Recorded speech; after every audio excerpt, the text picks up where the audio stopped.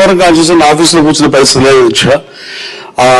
Vizag dairy మీద enquiry చేసినప్పటి నుంచి విజయ డైరీ మీద ఎంక్వైరీ చేయమని మొన్న తెలుగుదేశం పార్టీ ఆఫీస్ కార్యాలయం మీద దాడి చేసిన కేసు ఇప్పుడు నడుస్తుంది అధ్యక్ష.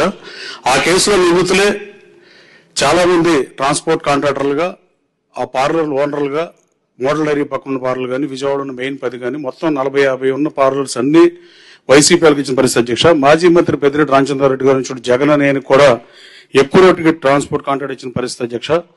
ఇట్లా ఇది ఇప్పుడు మళ్ళీ టైం తీసుకుని భావ్యం కాదు, మేము ఒక్క నిమిషం అడిగే కాబట్టి విశాఖ డైరీ వాళ్ళు ఎంక్వైరీ చేసిన తర్వాత 4 నుంచి 8 వేల జీతాలు పెరిగిన పరిస్థితి అధ్యక్ష ఉద్యోగస్తులకి.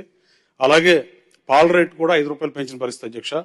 ఇక్కడ పాల రైతులు కానీ తెలుగుదేశం పార్టీ శ్రేణులు చెప్పడం కరెక్ట్ కాదు, కానీ ప్రజలు కానీ పాడి రైతులు కానీ తెలుగుదేశం పార్టీ శ్రేణులు కూడా చాలా గొడవ చేసిన పరిస్థితి అధ్యక్ష. దానికి ప్రధాన కారణం అందరికీ వైసీపీ వాళ్ళు ఉండటం వల్ల విజయ డైరీలో అవినీతి జరిగిందని చెప్పి గగ్గోలు పెట్టే పరిస్థితి అధ్యక్ష.